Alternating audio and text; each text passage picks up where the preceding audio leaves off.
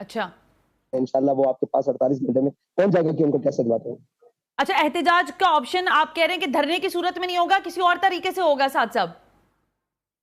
جس طریقے سے بھی ہو ریلیف ہو وہ انشاءاللہ ہوگا، وہ کوئی بھی صورت ہو، اچھا لیکن آپ نے، آپ اس کو ایک حساب نہیں ٹھیک ہے کریں، مختص ساتھ نہیں صاحب، کریں. آپ نے پچھلے روز گزشتہ روز ایک پریس کانفرنس کی اور اس میں آپ نے کہا کہ پچھلی جو حکومت تھی وہ تو کہتی تھی قبر میں جا کر سکون ملے گا، اس حکومت نے قبر میں بھی سکون چھین لیا ہے، یعنی کفن کے لیے بھی لوگوں کے پاس پیسے نہیں ہیں.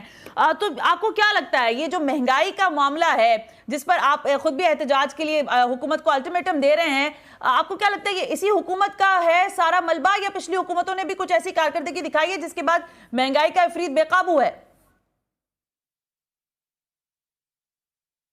دیکھیں اس حکومت کا ملبہ ہو یا پچھلی حکومت کا 3 سالہ ملبہ ہو یا اس سے پچھلی حکومت 30 سالہ ملبہ ہو، یہ سارا تو ہے انہی کا ہی نا. اس میں 3 سال شخص کے ہیں، اس کے علاوہ تو پچھلے تقریباً 31 سال بنتے ہیں وہ انہی لوگوں کے ہیں جو آج بھی حکومتوں میں براجمان ہیں اور آج بھی جو جناب مشارتوں اور وزارتوں کے مزے لے رہے ہیں، جو وزارت عظمیٰ کے مزے لے رہے ہیں، اور وہ پورے خاندان جو پاکستان کے اوپر مسلط ہے، آج بھی سارے وہی لوگ مسلط ہیں اور وہی ہیں. تو یہ سب انہی کا ہی کیا دھرا ہے.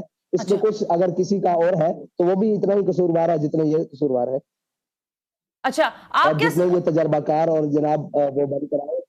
ساتھ صاحب یہ فرمائیں نا، پھر اب حالات آپ کے سامنے ہیں، دیکھیں مہنگائی بھی، آپ مہنگائی کے اوپر آواز اٹھا رہے ہیں، پیٹرول پرائسز کی بات کر رہے ہیں، آپ کو لگتا ہے کہ ان حالات میں فوری الیکشن جو ہے، جو مطالبہ کیا جا رہا ہے عمران خان کی جماعت کی جانب سے، وہ ہونے چاہیے، فوری الیکشن کی جانب جانا چاہیے؟ دیکھیں ان کا مطالبہ تو وہ جانے کہ ان کا مطالبہ کس حد تک درست ہے. میں یہ سمجھتا ہوں کہ جب بھی الیکشن ہو یا جب بھی قوم کو آگے مستقبل میں زندہ رکھنے کے لیے کم از کم اتنا سانس لینے دینا چاہیے تاکہ وہ زندہ رہ سکے. اگر یہ قوم بھوک سے مر گئی، یہ جمہوریت کے نام پر قوم فاقوں سے مر گئی، قوم پیٹرول کے نام پر پس گئی، تو آپ الیکشن کس کے درمیان، کون سی مخلوق لائیں گے جس کے درمیان، اسی قوم کے درمیان الیکشن کروانے ہیں نا. تو اس کو اس وقت تک زندہ تو رکھیں، اس وقت اگر اس کو کھانا تو فراہم کریں، 2 وقت کی سہولت تو جو فراہم کریں، اس کو زندہ رہنے کی بنیادی ضروریات تو دیں. اچھا اگر آپ ظاہر بات کریں جمہوریت کی، تو میں پھر تھوڑا سا سیاسی آپ سے بات کرنا چاہوں گی. پورا سیٹ اپ جو ہے وہ جمہوریت کا ہے، آپ اس میں حصہ بھی لیتے ہیں ٹی ایل پی کی جماعت کی سربراہ کی حیثیت سے الیکشنز کا، لیکن جو معاملہ ہے وہ مذہبی جماعت کا، وہ خلافت کا ہے. ہم نے دیکھا اسلام میں تو خلافت کا کانسیپٹ ہے. تو آپ سمجھتے ہیں جمہوریت میں رہ کر آپ کچھ بہتر حل دے سکتے ہیں، یا اس کے علاوہ کوئی اور حل آپ کو دکھائی دیتا ہے؟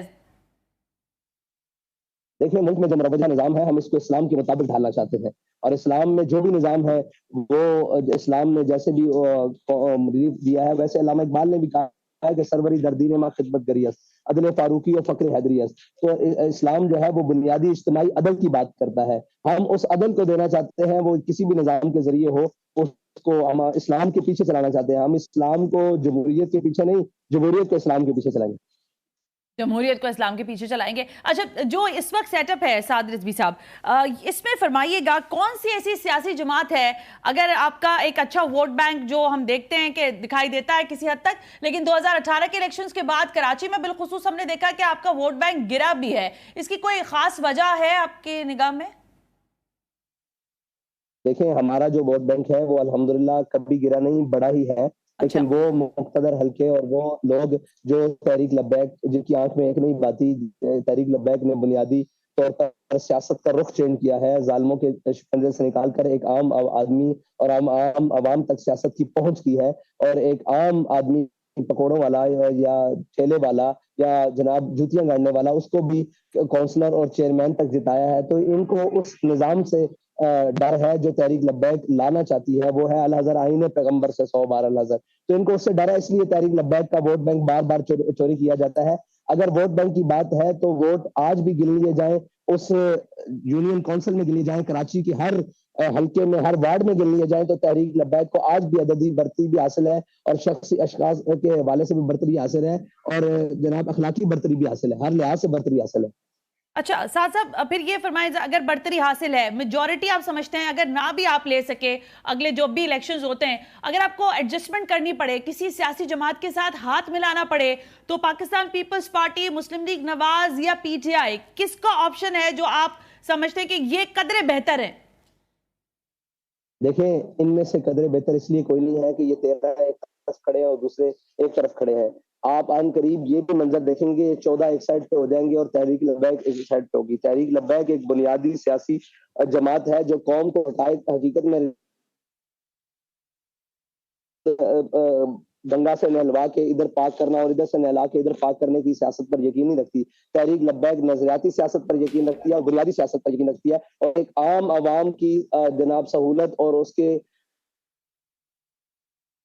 اوپر یقین رکھتی ہے۔ اس لیے تحریک لبیک کے ہاں ابھی تک جتنی بھی سیاسی جماعتیں رجسٹرڈ ہیں ان میں کسی کے لیے کوئی نرم گوشہ نہیں۔ اچھا، ان تینوں میں سے کسی کے ساتھ بھی آپ کا جو ہے اتحاد نہیں ہو سکتا۔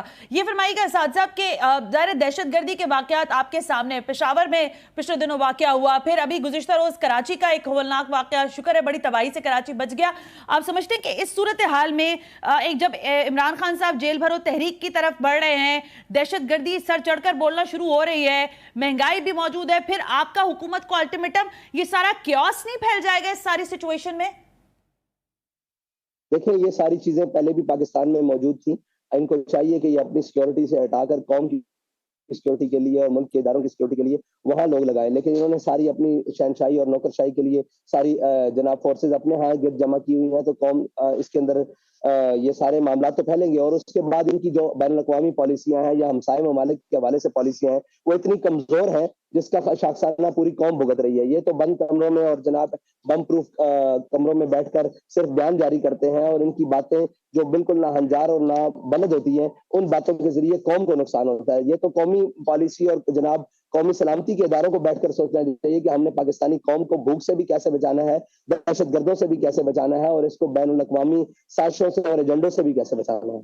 اچھا، یہ روڈ میپ آپ کے پاس ہے، لیکن آپ اگر ہم سے کہیں کہ تحریک لبیک ہمیشہ احتجاج کا راستہ کیوں اختیار کرتی ہے، اور یا تحریک لبیک ہمیشہ نام کے الٹیمیٹم کی بات کیوں کرتی ہے، اس لیے کرتی ہے کہ تحریک لبیک اقتدار میں نہیں ہے۔ اگر تحریک لبیک اقتدار میں ہو تو تحریک لبیک ہر وہ وسائل اور ہر وہ سہولت اور ہر وہ چیز اختیار کرے جس سے قوم کو ریلیف مل سکے۔ اب ہم سمجھتے ہیں کہ ہمارے اس طریقے سے مل سکتا ہے تو ہم یہ طریقہ اپنا رہے ہیں۔ اگر تحریک لبیک کے ووٹ چوری نہ کیا جائے اور تحریک لبیک اقتدار میں ہو تو تحریک لبیک اس اقتدار کے ذریعے بھی قوم کو ریلیف پہنچا سکتی ہے، لیکن یہ تو ہمارے اداروں اور ہماری قوم کو سوچنا ہوگا نا کہ انہوں نے کس طرف کھڑے ہونا ہے۔ اچھا، ظاہر اسد صاحب جب آپ اس سب کی بات کر رہے ہیں تو تھوڑا اور سیاست پہ میں آپ سے ایک سوال کرنا چاہوں گی۔ عمران خان صاحب کا ایک بیانیہ ہے، انہوں نے کہا کہ ان کی حکومت رجیم چینج ہوا ہے۔ آپ سمجھتے ہیں کہ اس میں امریکہ براہ راست ملوث تھا، یا پھر جو ہمارے ہاں سیاسی اجماع ہوا لوگوں کا، جماعتوں کا، انہوں نے ان کو چلتا کیا؟ آپ عمران خان صاحب کے اس بیانیے کو کیسے سمجھتے ہیں؟ واقعی کچھ معاملات تھے امریکہ کے ساتھ، امریکہ نے ان کو چلتا کیا یہاں سے؟ اب امریکہ نے ان کو چلتا کیا یا نہیں کیا، عمران خان صاحب کی اپنی پالیسیوں نے ان کو چلتا کیا ہے، اس کے بعد ہمارے ہاں جو اسٹیبلشمنٹ کی مداخلت ہے اس کو چلتا کیا ہے، پھر مفادات کی سیاست اور مفاہمت کی سیاست اور چوروں کا اکٹھ نے ان کو چلتا کیا ہے۔ میں تو یہ سمجھتا ہوں۔ یہ فرمائیے گا صاحب صاحب، اگر یہ سب اس وقت جو سیاست کا منظر ہے، آپ سمجھ سکتے ہیں کہ اس سچویشن میں الیکشنز ہونے چاہیے، جنرل الیکشنز، یا ابھی اس کے لیے ٹھہراؤ کی ضرورت ہے، فوری الیکشن کی طرف نہیں جانا چاہیے؟ الیکشن اپنے وقت پر ہونے چاہیے، قوم کو ریلیف ملنا چاہیے تاکہ وہ الیکشن تک زندہ رہ سکے، یہ میرا موقف ہے۔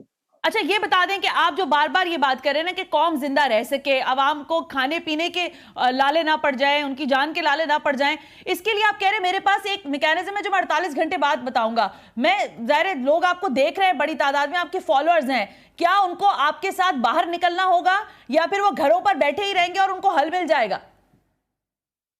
ان کو میرے ساتھ ہر مقام پر کھڑا ہونا ہوگا۔ اگر میں گھر پر بیٹھوں گا وہ میرے ساتھ گھر پر بیٹھیں گے، اگر میں میدان میں کھڑا ہوں گا وہ میرے ساتھ میدان میں کھڑے ہوں گے۔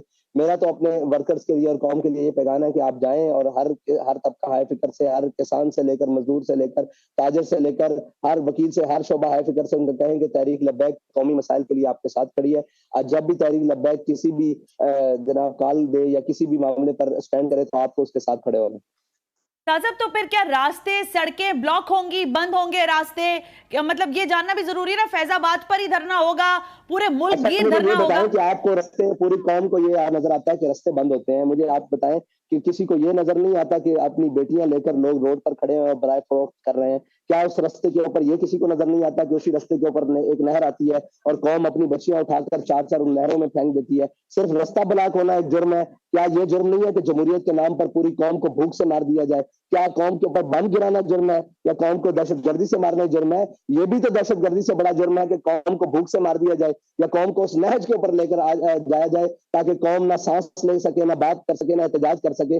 کیا یہی صرف ایک جرم ہے کہ روڈ بند ہو گیا؟ کیا اس ملک میں کشمیر نہیں فروخت ہوا؟ کیا اس ملک میں جناب اسی ملک کے اوپر روڈ کے اوپر نقیب اللہ مسعود کا قتل نہیں ہوا؟ کیا اسی ملک کے اندر جناب ہمارے لوگوں کو سر عام گولیاں نہیں ماری گئی؟ تو خالی یہ جرم نہیں ہے روڈ بند کرنا، اپنے حق کے لیے آخری حد تک جانا یہ جرم نہیں ہے، یہ اپنا حق حاصل کرنے کا ایک صحیح طریقہ ہے. بالکل میں ٹھیک یہ ہو، سمجھتا ہوں. ٹھیک ہے، آپ کا یہ لیکن موقف ہے. قوم کو یہی نظر آتا ہے یا پورا میڈیا بھی یہی شو کرتا ہے کہ روڈ بند ہو جائیں گے، روڈ بند ہو جائیں گے. بھائی آگے قوم کا کھلا کیا ہے؟ آپ کی عیاشیاں سلامت ہے، اور اسلام آباد سے لے کر ان عیاش پرستوں کی عیاشیاں سلامت ہیں. کبھی نیچے اتر کے دیکھیں تو صحیح، قوم تو 2 وقت کی روٹی کو بھی، سوکھی روٹی کو بھی بیچ گئی ہے. آپ کو پتا ہے اس وقت قوم کے اندر جناب سادی روٹی کی قیمت کیا ہے، نان کی قیمت کیا ہے، خمیری روٹی کی قیمت کیا ہے، لوگوں کو آٹا میسر، لوگوں کو جناب بجلی میسر ہے یا نہیں؟ ایک پنکھا اور ایک بجلی اور ایک بلب چلانے والے کا کتنا بل آ رہا ہے، اور ایک جناب چولہا چلانے والے کا 2 وقت کی روٹی درست پکانے کہہ کے رہے ہیں لیے اس کو کتنا بل دینا پڑ رہا ہے. جس کی 18 لاکھ تنخواہ ہے اس کو ساری بچوں کا بہت تعلیم حاصل ہے، اور جس کی 18,000 تنخواہ ہے وہ ساری چیزیں اپنی جیب سے ادا کرنے کی کوشش کرتا ہے. کیا یہ ساری چیزوں کا ادراک ہے یا نہیں قوم کو؟ یا صرف یہی ہے کہ جناب ٹی ایل پی نے روڈ بند کر دیا ہے، ٹی ایل پی نے احتجاج کر دیا ہے، یا صرف یہی ایک بات رہ گئی ہے؟ بھائی اگر کوئی اس دور میں سانس لیتا ہے، کوئی بات رکھتا ہے، کوئی بجھتے اور جلتے آخری سانس دیے ہیں، تو آپ شکر کریں کہ ان کے آگے کوئی بولنے والا ہے. ورنہ انہوں نے تو آپ نے ملک کی سلامتی کے جناب ایٹم بم اور جناب جتنی بھی وہ نیوکلیر ساری سسٹم ہے اس کو بھی غیروں کے حوالے کر دیا ہے. یہ بیان درست ہے یا نہیں؟ بہرحال چل رہا ہے، ابھی تک اس کی تصدیق نہیں ہوئی، لیکن اگر یہ ہے تو اس سے بڑی کون سی خطرناک بات ہوگی کہ اسحاق ڈار صاحب کہہ رہے ہیں کہ ہم نے نیوکلیر بم ان کے حوالے نہیں کیا، صرف گروی رکھا ہے. تو ڈوب کے نہیں مر جاتے آپ؟ تو اتنے تجربہ کار تھے، آپ باہر سے کس لیے اس ملک میں آئے ہیں؟ یہ تو سارے بین الاقوامی گماشتے ہیں جن کو اس ملک کے اوپر مسلط کیا گیا ہے.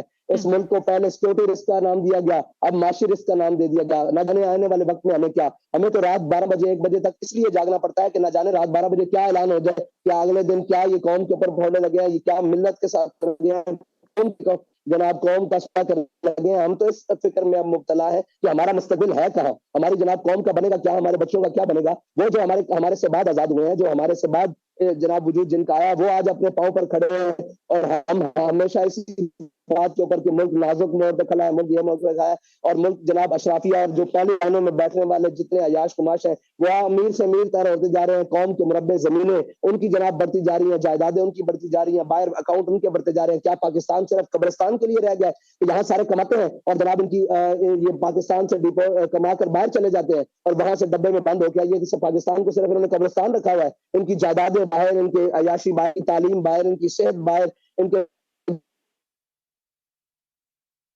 اپارٹمنٹس باہر. پاکستان کس لیے رکھا ہے؟ ہم تو ابھی بنیادی پہلا آغاز لیا ہے، ابھی تو ہم چاہیں گے کہ ہم کس لیے نکلے. ہم تو پاکستان کی قوم کے حقیقی ان کے چہروں پر جو خوشی ہے وہ دوبارہ لانا چاہتے ہیں اور ان کی درد کو محسوس کرتے ہیں. ہم قوم کے اندر رہنے والے ہیں، ہم جناب کوئی بم پروف اور جناب بلٹ پروف گاڑیوں کے اندر اور جناب آگے پروٹوکول کے ساتھ پھرنے والے نہیں. ہم قوم کے اندر رہتے ہیں، ہمیں پتہ ہے اس وقت قوم کتنی مشکلات کے اندر ہے اور اس درد کو ہم فیل کر رہے ہیں. ورنہ ہمیں ضرورت نہیں تھی کہ اس سارے معاملے میں آ کر دیکھنے میں. ہم تو بڑی خوشی سے لڑائی جناب اندر کمرے میں دیکھ رہے تھے، ایک طرف پی ڈی ایم ہے، ایک طرف پی ٹی آئی ہے، اور اسٹیبلشمنٹ اور بیوروکریسی. آپ مجھے بتائیں اس پوری لڑائی کے اندر بیوروکریسی ہو، اسٹیبلشمنٹ ہو، ادارے ہو، عمران خان ہو، نواز شریف ہو، اس پوری مہنگائی کے اندر کون کہاں ہے؟ کون کہاں ہے؟ کوئی بھی نہیں کر رہا، ہر کوئی اپنی لڑائی لڑ رہا ہے. تو ہم نے قوم کی بے سے تکلیف کیوں کسی کو شروع ہو گئی ہے کہ روڈ بند ہو جائیں گے؟ کچھ بھی بند. ٹھیک ہو ہم گیا قوم سعد کے صاحب، امیر کی اچھی بات کریں گے. دیکھیں آپ نے بڑی بہتر بات کی ہے. قوم کا درد ہے اور واقعی قوم بلک رہی ہے. میں نے گزشتہ روز جا کے مارکیٹ میں پروگرامز کیے تھے، بالکل درست کہا آپ نے. 20,000 18,000 روپے کمانے والے کی کوئی بھی زندگی نہیں ہے، وہ در بدر ہو گیا ہے.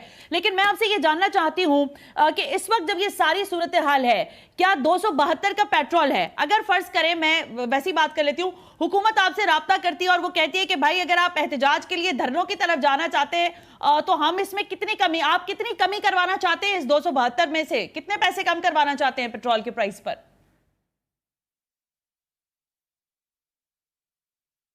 آواز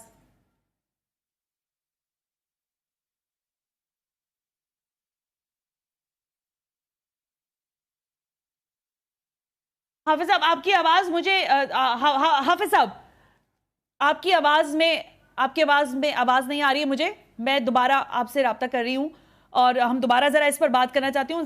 آپ کو آواز آ رہی ہے حافظ صاحب؟ اوکے. ایک